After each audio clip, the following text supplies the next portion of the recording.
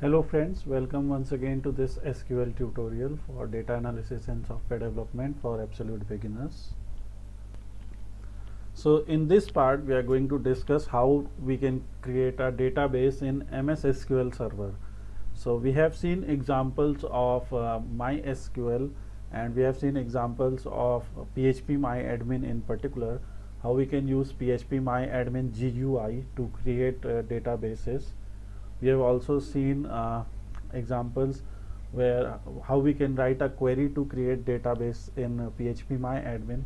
In this case, we are going to use SSMS, which is a short form for SQL Server Management Studio. So you can follow this tutorial video to create a database in MS SQL Server using SQL Server Management Studio. So to open SQL Server Management Studio, there are two ways. First, you can open run, and in run you can write SSMS, which is again short for SQL Server Management Studio. Make sure SQL Server Management Studio is already installed in your computer. If you are following this series, then we have already discussed how we can install SQL Server Management Studio. Now after waiting for a few seconds, you will see SQL Server Management Studio is now live, and from here you can go to database engine. So in my example I am seeing this window. There is some issue in my case, but you will see this window where it will ask you to connect to server. So write localhost /SQL Express and choose Windows authentication, and then we can connect. If you want to connect your application, connect this SQL Server Management Studio to a real server, and you know the exact IP address of that server, and you know the credentials of that server, so you can choose this option here also. Here you can enter the IP address of that particular server, and here you can enter the SQL Server authentication credentials.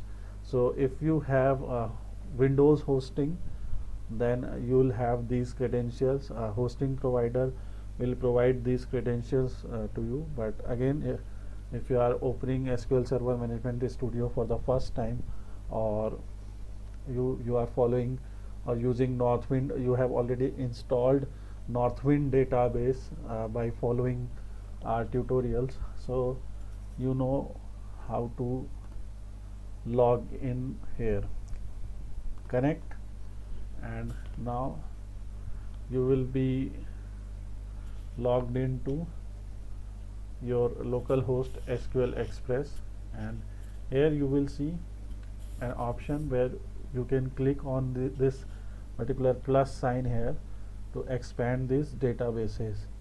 You can right click on this database, and then you can click on new database. From here you can type the name of this database. So for example, let's write the name of database here. So let's say HR management, human resource management underscore DB. So you can give it any particular name. I am giving it name of HR management underscore DB. The name should be relevant to your task. So I am showing you an example. Suppose we have to create a database for HR management company. So you can click OK, and now you will see, I am closing this. So now you will see that that particular database is created, and you can, if you are not able to see the database, you can hit refresh also. This particular option is used to refresh the server here, and now here is our database. Expand this database, and then you will see tables, and then you can expand tables also. and right click on this table and create new table here. So we have already seen how we can create a database inside SQL Server Management Studio. Now it's time to create a table here. How we can set primary key, which is called identity in this case. So let's say first column is, so first we want to create a table. So suppose first table is employers table. So first we will take a name of employer. So this is going to be employer table, and in employers table we'll have employer ID, we'll have employer name. I am using short here EMP. So employer name, employer phone, employer email, and there can be any number of columns here.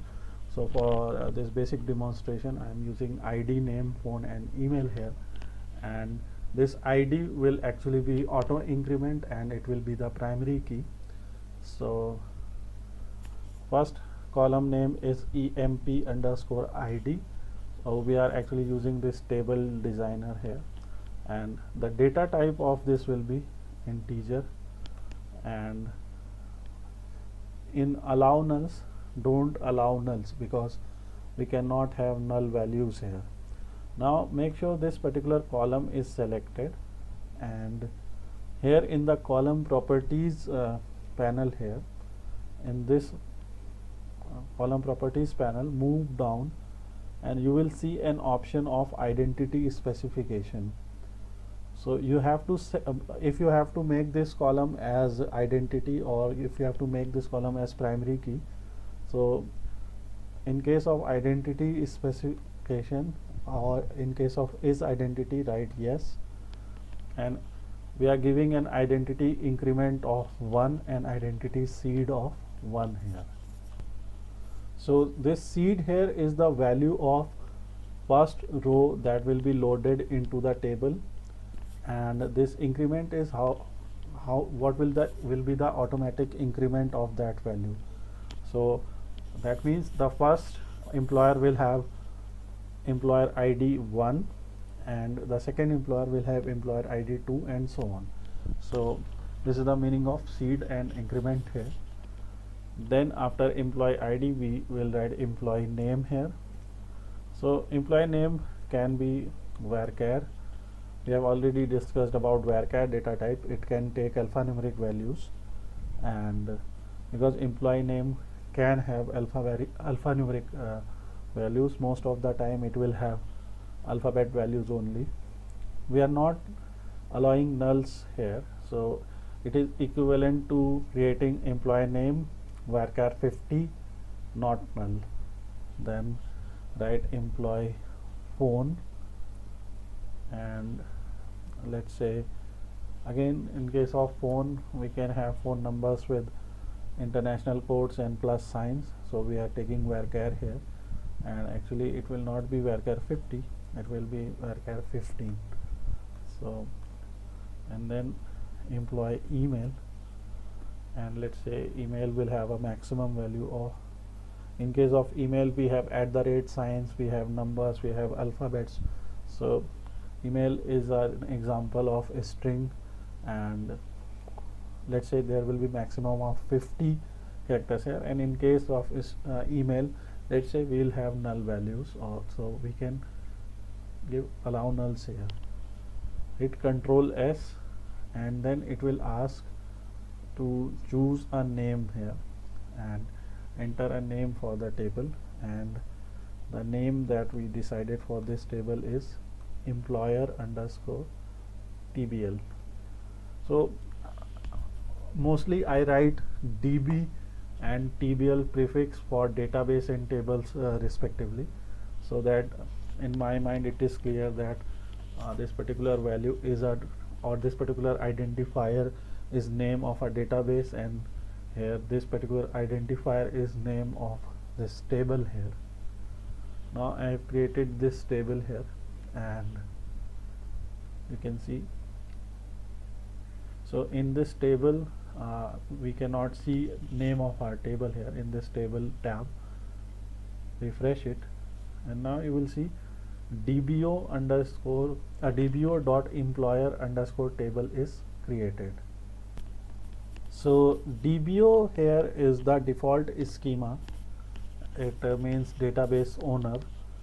So we have already discussed what schema is, and we have already discussed that in a database there can be any number of schemas, and and those schemas have tables in them. So this is the default database owner schema that is attached to all our tables. And now you can select top 1000 rows here. So without writing any query, a query will automatically be written for you. So select top 1000, employee ID, employee name, employee phone, employee email from. So first the name of database is written, then the name of DBO schema is written, and then the name of your table is written. But we don't have to write necessarily in this pattern most of the time.